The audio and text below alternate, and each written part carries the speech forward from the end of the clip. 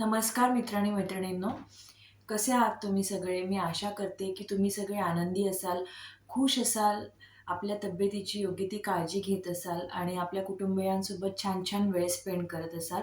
पण जर तुमच्या आयुष्यात कोणत्या समस्या सुरू असतील, जर तुम्ही कुठल्या दुःखद प्रसंगातून जात असाल, कुठल्या कठीण काळातून जात असाल, तर मी तुम्हाला सांगेन की भगवद्गीतेमधले लिहिलेल्या एका वाक्याला तुम्ही नेहमी लक्षात ठेवा. हे जे एक वाक्य आहे ते नेहमी लक्षात ठेवा, की काळ चांगला असो किंवा वाईट असो, तो जातो म्हणजे जातो, नक्की जातो. तर जेव्हा आपण अति आनंदी असतो, तर आपण आपल्याला हे रिमाइंड केलं पाहिजे, की हेही दिवस लवकर जाणार आहेत. त्यामुळे आपण नेहमी ग्राउंडेड राहिलं पाहिजे. आपले पाय नेहमी जमिनीवर राहायला हवेत आणि जेव्हा आपण दुःखी प्रसंगातून जात असतो, तेव्हा सुद्धा आपण ते वाक्य लक्षात ठेवलं पाहिजे, की हेही दिवस नक्की जाणार आहेत. तर सुखाचे दिवस नक्की येणार आहेत. तर तुम्ही प्लीज खचून जाऊ नका आणि जसे तुम्ही प्रयत्न करताय सध्या, तसे चालू ठेवा आणि एक ना एक दिवस नक्की सुखाचे दिवस तुम्हाला बघायला मिळतील मित्रांनो, अशी मी आशा करते. आणि चला ह्या व्लॉगला सुरुवात करते. तर जसं आत्ताच मी म्हटलेल्या वाक्यानुसार चांगले आणि वाईट दिवस माणसाच्या आयुष्यात येतच असतात. तर मागच्या ब्लॉगमध्ये सांगितल्यानुसार माझ्या आयुष्यात मागच्या काही महिन्यांमध्ये आलेले वाईट दिवस होते. ते माझ्या आरोग्याच्या रिलेटेड समस्या होत्या. तर त्याबद्दल मी एक सेपरेट ब्लॉग बनवीन असं मी सांगितलं होतं लास्ट ब्लॉगमध्ये. तर म्हणून हा ब्लॉग बनवण्याचा खटाटोप मी सुरू केला. तर हा ब्लॉग ह्याकरता महत्त्वाचा आहे, की कित्येक जणांना म्हणजे स्त्री आणि पुरुष म्हणजे अशा भरपूर स्त्रिया आणि पुरुष आहेत, ज्यांना ह्याबद्दल काहीही माहिती नाहीये. What is polycystic ovary syndrome, गर्भाशयातल्या गाठी कशा निर्माण होतात आणि त्या ओळखण्याची लक्षणं काय असतात? What are the symptoms of PCOS, polycystic ovary syndrome हे भरपूर जणांना माहीत नसतं आणि काही-काही लक्षणं दिसून येतात, पण आपण त्याकडे दुर्लक्ष करतो, वी इग्नोर इट. आपल्याला असं वाटतं, की काहीतरी मी चुकीचे अन्नपदार्थ खाल्ल्यामुळे माझ्या शरीरात असे बदल झालेत आणि त्यामुळे मला त्रास होतोय. पण ह्याला पॉलिसिस्टिक ओव्हरी सिंड्रोम असं म्हणतात. ते कित्येक जणांना माहीत नसतं. ज्यावेळेस मी ह्या कंडिशनचा सामना केला, त्यावेळेस मी माझ्या 1-2 मैत्रिणींशी ही बातमी शेअर केली, हे अपडेट शेअर केले, की I am dealing with this kind of health condition. So they had no idea about it. What is polycystic ovary syndrome? They had no idea about it, and they were surprised to know that such a condition exists. तर म्हणूनच मला वाटलं की ह्यावरती blog बनवावा. मी कुठल्या health conditions through गेली आहे आणि मी किती कठीण काळ बघितलाय ह्याबद्दल ह्या ब्लॉगमध्ये चर्चा करण्याचा हेतू नाही आहे. उगाच माझा उदो-उदो करा की मी बघा कशी त्या हेल्थ कंडिशनमधून बाहेर पडले वगैरे आणि माझं कौतुक करा, असं अजिबात नाही आहे किंवा मी खूप मरायला टेकलेली आणि मी त्या रोगाचा, त्या हेल्थ कंडिशनचा सामना करून आज मी पुन्हा नव्याने उभी आहे वगैरे, असं काहीच नाही आहे. हेतू फक्त एवढाच आहे की ह्या आजाराबद्दल, या हेल्थ कंडिशनबद्दल जागरूकता वाढावी, हा एवढाच हेतू आहे. म्हणून हा ब्लॉग बनवते मित्रांनो. तर सर्वप्रथम मला ह्याची लक्षणं काय असतात ते सांगायला सर्वप्रथम आवडेल, की ज्यावेळेस आपल्याला ही हेल्थ कंडिशन सुरू होते, तर त्यावेळेस आपलं शरीर, आपली बॉडी काही प्रकारचे सिग्नल्स द्यायला सुरुवात करते. म्हणजे हीच हेल्थ कंडिशन नाही, तुम्ही इतर कोणतेही आजार बघा. If you look at any other health condition as well, you'll see that the body starts giving you signals. From the early stages itself, your body starts giving you signals about it that something is wrong with your body. So we must pay attention to the signals which our body is giving us, and um, the way our brain is trying to tell us ki there is something wrong with it. तर आपल्याला जेव्हा असे signals मिळतात, असे symptoms दिसतात, तर आपण ते नोट डाउन करून ठेवायला हवेत. We should note it down, की आपल्याला कोणते-कोणते बदल जाणवतात. So the very common symptom of this health condition is, excuse me, मी हा व्लॉग जास्तीत जास्त इंग्लिशमध्ये बोलणं प्रिफर करणार आहे, कारण की हा सगळ्या ऑडियन्सना समजावा म्हणून. तर मराठी प्लस इंग्लिश ह्या दोन्ही भाषांमध्ये मी बोलणार आहे ह्या ब्लॉगमध्ये ॲटलिस्ट. बाकी तर तुम्हाला माहितीच आहे की मी प्रत्येक ब्लॉगमध्ये जास्तीत जास्त मराठी भाषेचा वापर करते. अम, भरपूर जणांना पडलेला हा प्रश्न आहे, आणि अम, भरपूर जणांनी दिलेला मला एक सल्लासुद्धा होता ज्यावेळेस मी व्लॉगिंग स्टार्ट केलेलं तेव्हा, की तू इतर भाषांमध्ये सुद्धा बोलत जा, म्हणजे तुझे सबस्क्रायबर्स वाढतील किंवा व्ह्यूज वाढतील वगैरे वगैरे. तर मला एकच प्रश्न विचारायचा आहे, म्हणजे हे जरा अम, मी ज्या विषयावर बोलते त्या विषयाशी अनुसरून नाही आहे हा प्रश्न, जरा वेगळ्या वळणावर जातोय हा प्रश्न, पण तरी मला विचारायचं आहे की जर समजा तुम्हाला काहीतरी तुमच्या आयुष्यात काहीतरी नवीन करण्याची संधी मिळाली, आणि सपोज तुम्हाला काही पैसे कुठे गुंतवायला संधी मिळाली आणि तुम्ही काहीतरी बिझनेस सुरू करणार आहात तुमचा. पण जर समजा ऑप्शन्स असे दिले गेले की तुम्ही एकतर तुमच्या आईचं नाव ठेवू शकता किंवा तुमच्या सासूचं नाव ठेवू शकता. त्या बिझनेससाठी तुम्ही एकतर तुमच्या आईचं नाव ठेवू शकता किंवा सासूच्या नावाने तुम्ही तो बिझनेस सुरू करू शकता. तर तुम्ही कुठलं नाव प्रिफर कराल? एक्झॅक्टली, तुम्ही आईचंच नाव प्रिफर कराल, की आईने तुम्हाला जन्म दिलाय, ज्या आईच्या पोटात तुम्ही राहिलात 9 महिने, आणि ज्या आईने तुम्हाला प्रेमाने मोठं केलं, तर तुम्ही आईच्याच नावाने तो बिझनेस स्टार्ट करायचा विचार कराल, करेक्ट? किंवा अजून एक सोपं उदाहरण द्यायचं झालं तर सपोज तुम्ही कुठल्यातरी ठिकाणी बक्षीस जिंकलात आणि तुम्हाला वर्ल्ड टूरला जायची संधी मिळाली, आणि तुम्हाला अ, दोघं दोघांपैकी एक चूज करायचं आहे. एक तर तुमची आई किंवा तुमची सासू. तर तुम्ही कोणाला चूज कराल? तुम्ही तुमच्या आईला चूज कराल, करेक्ट. तर हे जे माझं यूट्यूब चॅनल आहे, आणि हे जे माध्यम आहे, ज्या माध्यमाद्वारे मला माझे विचार, माझ्या आयडियाज लोकांशी शेअर करण्याची संधी मिळते. ऑब्व्हियसली हे मी स्वतः स्टार्ट केलेलं आहे. मला असं कोणीही पुश केलं नाही. मला कोणीही मागे लागलं नव्हतं, की तू हे कर, कर. हा माझा छंद आहे, नव्याने सुरू केलेला. ही माझी हॉबी आहे. तर ह्यामध्ये मला भरपूर ऑप्शन्स होते. Either I could have talked in English और हिंदी और मराठी. तर मला ऑब्व्हियसली मी माझी मातृभाषाच प्रिफर करणार, करेक्ट? कारण की त्या भाषेची मी ऋणी आहे, आयुष्यभर ऋणी आहे मी. I owe a lot to my mother tongue, which is Marathi, because our mother tongue is as good as our mother. Why it is called as mother tongue? Because it's a mother's job to teach our teach the child the language which she speaks. So all other languages are being taught in school, colleges. So rest of the languages is teachers look out. That is why those are what we can say, that those are academic languages or other languages. But why specific language is called as mother tongue? Because it is being taught by mother. So आज मी एक आई आहे, तर माझं हे कर्तव्य आहे की मी पहिलं प्राधान्य, पहिला प्रिफरन्स मी माझ्या मातृभाषेला द्यायला हवा. जर मी देईन, तर माझी पुढची पिढी देईल, आणि तरच माझी मातृभाषा तग धरून राहील या जगामध्ये. त्यामुळे मी जवळपास सगळ्याच ब्लॉग्समध्ये मी मराठीतच बोलत असते मॅक्झिमम. तर हा एक जो पर्टिक्युलर ब्लॉग आहे आजचा, त्याच्यामध्ये आरोग्याचे रिलेटेड इन्फॉर्मेशन मी शेअर करते. तर ते जास्तीत जास्त जणांना समजावं, आणि हे चॅनल सध्या इतर भाषिक लोकंसुद्धा सबस्क्राईब करतायत.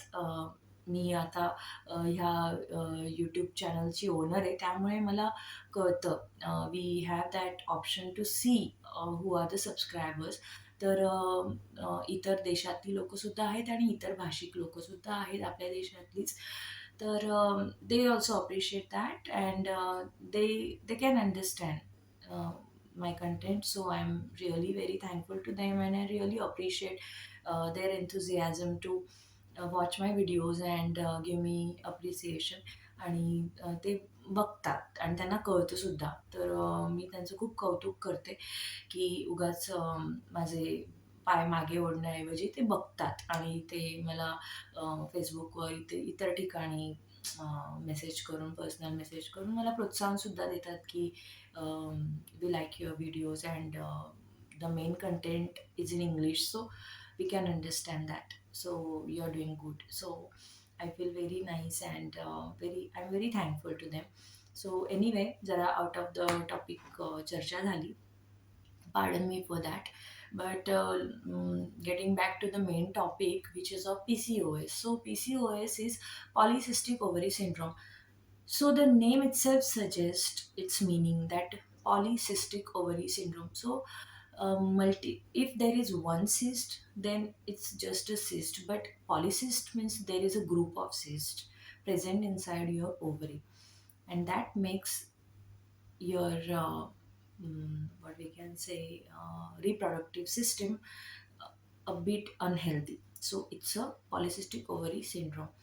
Until and unless this gets diagnosed and treated properly, until and unless it get treated 100%, it it makes our reproductive system unhealthy in many ways. So that is why it is called as a syndrome, PCOS. So as the name suggests, it's about the cyst which gets formed inside the reproductive system of females.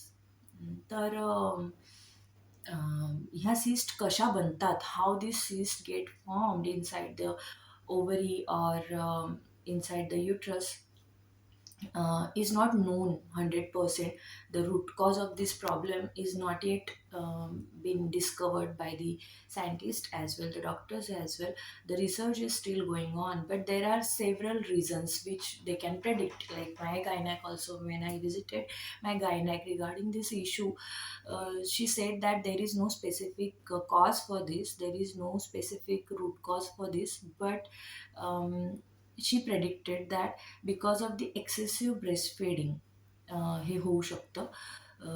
Because of the I mean the normal breastfeeding period is up to 6 months or maximum 1 year or 1.5 year also, but some mothers extend it up to 2 years, 2.5 years, depending upon the comfort level and the emotional quotient which a mother and her child share. So एकीने जर 6 मंथ्समध्ये stop केलं breast feeding, तर दुसरी आईसुद्धा तसंच करेल असं नाही आहे. प्रत्येक बाळाचं आणि आईचं बॉन्डिंग वेगळं असतं आणि प्रत्येक बाळाच्या इमोशनल गरजा वेगळ्या असतात. आफ्टर सम टाईम 1-1.5 वर्षाचं बाळ झाल्यानंतर बाळाची गरज, दुधाची जी गरज असते ती फिजिकल नसते, ती पोट भरण्याकरता नसते, ती इमोशनल असते. Wien the child feels low और स्केअर्ड और uncomfortable for some situations, so the child demands feeding. आणि ब्रेस्ट फीड केल्यानंतर बाळाला स्तनपान केल्यानंतर बाळाला बरं वाटतं.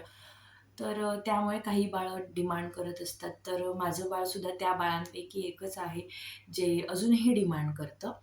तर मी ब्रेस्ट फीडिंग कंटिन्यू केल्या कारणामुळे ह्या सीस तयार झाल्या असाव्यात असं माझ्या एक्सक्यूज मी असं माझ्या गायनॅकने सांगितलं मला, की तू अजून पण ब्रेस्ट फिडिंग करतेस त्यामुळे होऊ शकतं. तर ह्याच्या मागे काय रिझन असेल, मी विचारलेलं त्यांना, की असं तुम्हाला कशावरून वाटतं किंवा असं का, म्हणजे ह्याच्यामध्ये नेमकं कनेक्शन काय आहे, काय संबंध आहे, what is the relation between breast feeding and the reproductive system. तर त्यांनी सांगितलं की this breastfeeding phenomenon works on the principle of demand and supply. So as long as the baby demands, our brain keeps producing the hormones which cause the breastfeeding, which helps the breast milk to come. तर आपल्या आपल्या शरीरात दूध निर्माण करणारे जे hormone असतात, तर ते डिमांड अँड सप्लायच्या रूलवरती चालतात. म्हणजे बाळ जितकं डिमांड करत राहील तितकं ब्रेन ते हार्मोन सिक्रेट करत राहतो आणि आपल्या शरीरामध्ये दूध तयार होत जातं. तर जर बाळ जास्त डिमांड करत राहिलं तर ब्रेन ऑब्व्हियसली त्याच्यावरच फोकस करणार, तेच हार्मोन्स बनवले जाणार शरीरामध्ये. तर जे इतर हार्मोन्स आहेत आपल्या युटरसची आणि आपल्या ओव्हरीची हेल्थ मेंटेन ठेवण्यासाठी, समान पातळी ठेवण्यासाठी जे इतर हार्मोन आपल्याला आवश्यक असतात, ते बनवण्यासाठी ब्रेनला टाईम मिळत नाही. म्हणजे आपण जर साध्या सिंपल लँग्वेजमध्ये बोलायला गेलं तर brain gets confuse between these two hormones, की हे करू की ते करू?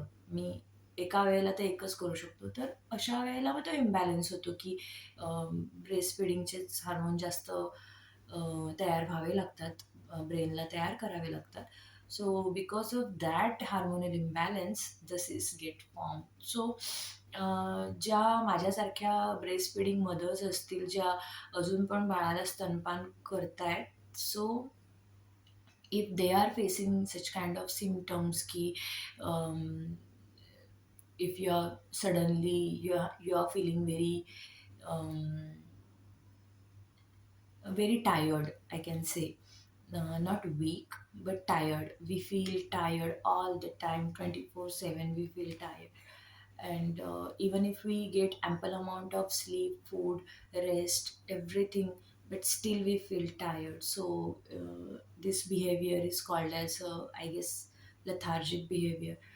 So this is the first sign of it. आणि म्हणजे जसं आपल्याला the same symptoms which we get just before the menstrual cycle begins. So, what we call is premenstrual symptoms. So, these symptoms are similar to that symptoms, but in excessive manner. The severity is higher in this case. जर तुम्हाला PCOSचा त्रास असेल तर. And the second symptom is we get the periods, we get the menstrual cycle twice a month. ह्या health कंडिशनमध्ये महिन्यातनं 2 वेळा आपल्याला मासिक पाळी येते. तर जर तुम्हाला सुद्धा ही लक्षणं आढळली तुमच्यामध्ये, की असं होतंय, तर तुम्ही इग्नोर करू नका. जसं मी केलं, I made that mistake that I ignore these early signs of PCOS because I thought that I must be eating some food which causes this kind of issues, like I must be eating some foods like dry fruits, or especially almonds and other dry fruits which cause this, or any fruits like papaya and all, so and pineapple also. So I used to think की ह्याच्यामुळे शरीरामध्ये already heat निर्माण होते, so त्यामुळे होत असेल. So I ignored it in the earlier stage. But if you are also seeing such symptoms, then you please don't ignore it or avoid it. You should visit your gynec as soon as possible to um, get to the root cause of the issue and get it treated at the earliest. Otherwise, नंतर problems होतात. So these are the early signs, like I said, like lethargic behavior and lack of sleep also, I can say. Kind of insomnia, I can say. You get difficulty while sleeping in the night. आपल्याला लवकर झोप येत नाही. And the other science आहे, आता म्हणजे खूप महिने झाले ना त्या गोष्टीला होऊन.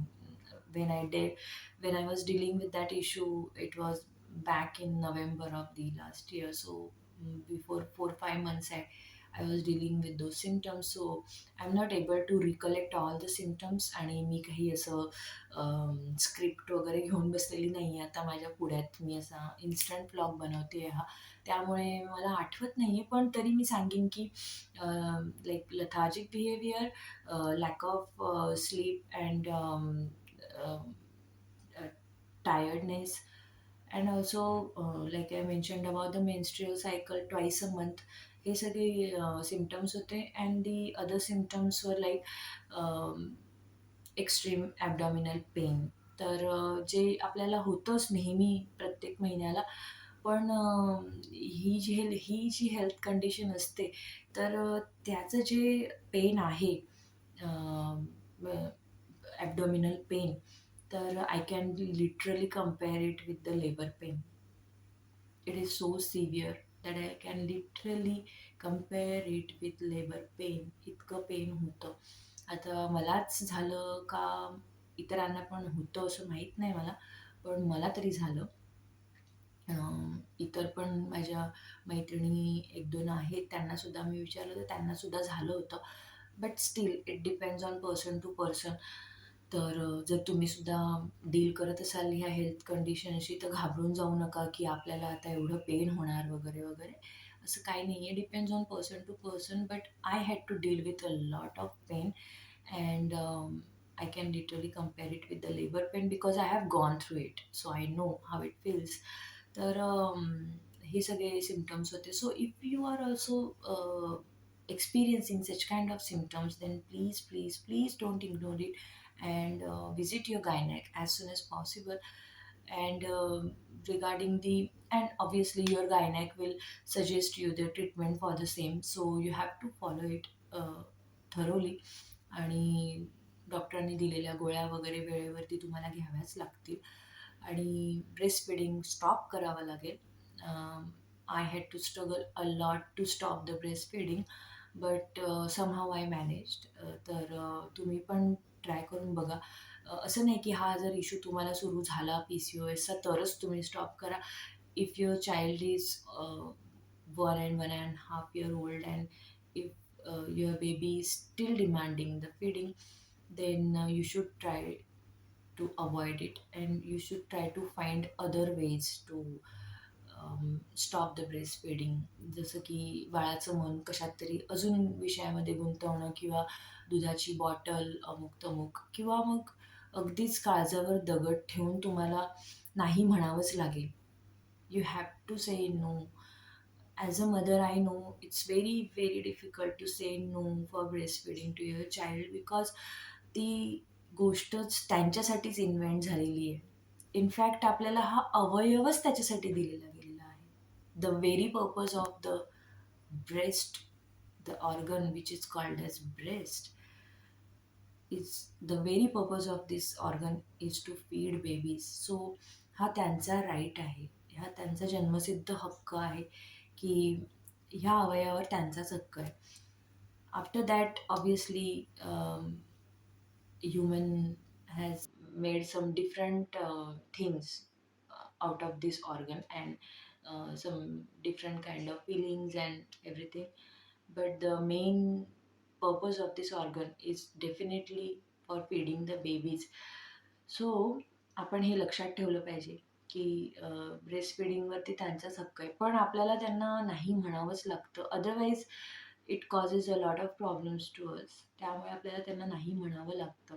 So if you are also an emotional mother like me, if your emotional quotient is very high with your baby, then you are going to uh, find it very difficult, and that causes a kind of depression. It is called as weaning depression, not WINN, that kind of wean. It is called as WEANING, weaning. Weaning means to stop the breastfeeding. So breastfeeding stop करत असताना आपल्याला खूप guilty वाटतं, that आपण बाळावरती जबरदस्ती करून stop करतोय. बाळ रडत असतं, मला हवंय, मला हवंय, आणि आपण म्हणत असतो नको. कित्येक वेळी we have to be strict with the child. आपल्याला त्यांना वेळेप्रसंगी मारावंही लागतं, ओरडावं लागतं. मारावं म्हणजे काही काठीने वगैरे नाही, त्यांना असंच धपाटा वगैरे मारावा लागतो to make them stop from feeding. तर अशामुळे आपल्याला एक काइंड ऑफ गिल्ट येतं. And the other thing associated with this weaning depression is we feel that we have lost the connection with the baby, because the very first connection which we all mother makes with the baby is through breastfeeding. So जेव्हा ब्रेस्टफिडिंग आपण stop करतो, तेव्हा आपल्याला असं वाटतं की आपलं connection बंद झालं आहे बाळासोबत, emotional connection. So that makes a mother feel depressed, आणि ऑब्व्हियसली जेव्हा आपण ब्रेस्ट फिडिंग स्टॉप करतो तेव्हा अगेन आपला ब्रेन जो आहे तो ते हार्मोन बनवणं बंद करतो. असंच काही आपोआप स्टॉप होत नाही. ते तिकडे कुठलं बटन नाही आहे की चालू बंद केलं की असं होणार. सगळं आपला ब्रेन हँडल करतो. आपल्या ब्रेन थ्रू हँडल होतं. प्रत्येक गोष्टीसाठी हार्मोन आपला ब्रेनच सोडत असतो. तर जेव्हा आपण स्टॉप करतो फीडिंग तर ऑब्व्हियसली डिमांड बंद होतं. तर आपण डिमांड बंद केला की सप्लाय बंद होतो. सप्लाय कुठून बंद होतो? ब्रेनमधून बंद होतो. So the brain stops producing that hormone आणि त्यामुळे मग इम्बॅलन्स होतो. सो हार्मोनल चेंजेस झाल्यामुळे सुद्धा डिप्रेशन येतं. तर त्या एका गोष्टीची तुम्हाला काळजी घ्यावी लागेल. You may feel very sad and very low during that phase, but you have to keep yourself strong and you have to be keep yourself busy in some other things, some other hobbies or some work. If you are a working woman like me, तर तुम्ही कामामध्ये busy राहा जास्तीत जास्त, की तुम्हाला ह्या सगळ्या गोष्टींवरती विचार करायला वेळ मिळणार नाही. आणि तुमच्या बाळाला पण समजेल की आई बिझी आहे, आई काम करते, तर बाळ पण जास्त दूध मागणार नाही. दूध बंद करण्याचे काय काय पर्याय असतात ते पण तुम्ही बघू शकता, गुगलवर वगैरे सर्च करू शकता किंवा त्याचे इतर तुम्हाला दुसऱ्यांच्या यूट्यूब चॅनलवरती व्हिडिओज मिळतील, तर तुम्ही ते ट्राय करू शकता. आणि खरोखर प्रत्येक आईलाच माहीत असतं तिच्या बाळाचं, की तिच्या बाळाला काय हवं आहे आणि कसं स्टॉप करता येईल. प्रत्येक बाळाचं बिहेवियर त्याच्या आईलाच माहीत असतं. तर प्रत्येक आई तिच्या बाळानुसार कसं डील करायचं, कसं थांबवायचं ब्रेस्ट फिडिंग ते बघू शकते. बट एक सजेशन मी देईन की there is one method to stop it, जी मला माझ्या एका मैत्रिणीने सांगितलेली.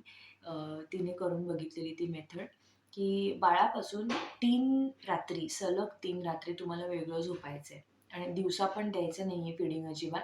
आणि 3 रात्री बाळापासून वेगळं झोपायचं आहे. बाळाला तुम्ही बाबांबरोबर झोपवा किंवा तुमच्या घरी आजी आजोबा असतील त्यांच्यासोबत झोपवा. तुम्ही बाळाच्या हाती लागू नका पूर्ण रात्र. म्हणजे बाळ फिडिंग घेणारच नाही. काही काही बाळं असतात की रात्री झोपताना त्यांना फिडिंग लागतं आणि मग ते पूर्ण रात्र ते त्यांचं तेच काम सुरू ठेवतात आणि मग त्यामुळे मग हे सगळं हार्मोनल इम्बॅलन्स होतात. त्यामुळे स्वतःला बाळापासून 3 दिवस वेगळं ठेवा, की मग 3 दिवस त्यांना नाही मिळालं दूध तर मग ते आपोआप विसरतात आणि मग ते आपोआप सोडतात दूध. तर 3 दिवस तर मिनिमम 3 दिवस आणि मॅक्झिमम 21 दिवस तुम्ही ते फॉलो करा. तर ही मेथड जी आहे 21 दिवसाची ती मोठ्यांना सुद्धा लागू होते कुठल्याही बाबतीत. जर तुम्हाला कुठलीतरी नवीन सवय लावून घ्यायची असेल तुम्हाला किंवा तुमची कुठलीतरी जुनी सवय तुम्हाला तोडायची असेल, तर तुम्ही 21 दिवस सलग 21 दिवस प्रयत्न करायला पाहिजे. तर आपल्या ब्रेनला सवय होते. तोच रूल बाळाच्या बाबतीत लागू होतो फीडिंगसाठी. तर तुम्ही मिनिमम 3 दिवस आणि मॅक्झिमम 21 दिवस ट्राय करून बघा बाळापासून वेगळं झोपायचा आणि बघा फरक पडतोय का. तर म्हणजे तुम्हाला अशा प्रकारची समस्या होणार नाही आणि जर ऑलरेडी झाली असेल दुर्दैवाने तर तुम्हाला ती सॉल्व्ह करण्यामध्ये मदत होईल. बिकॉज जर डॉक्टरने दिलेल्या गोळ्या औषधं पण चालू आहेत, पण हे बाळाचं फीडिंगचं काम पण चालू आहे, तर अशा ह्याच्यामध्ये मग ती ती ट्रीटमेंट वर्क करत नाही इफेक्टिव्हली. मग टाईम लागतो आपल्याला बरं होण्यासाठी. तर म्हणून तुम्ही ही ट्रीटमेंट चालू असताना सुद्धा बाळाला स्वतःपासून लांबच झोपवलेलं बरं आहे आणि लवकरात लवकर फीडिंग सोडवलेलं बरं आहे. So this was the information which I wanted to share with you all regarding the polycystic ovary syndrome.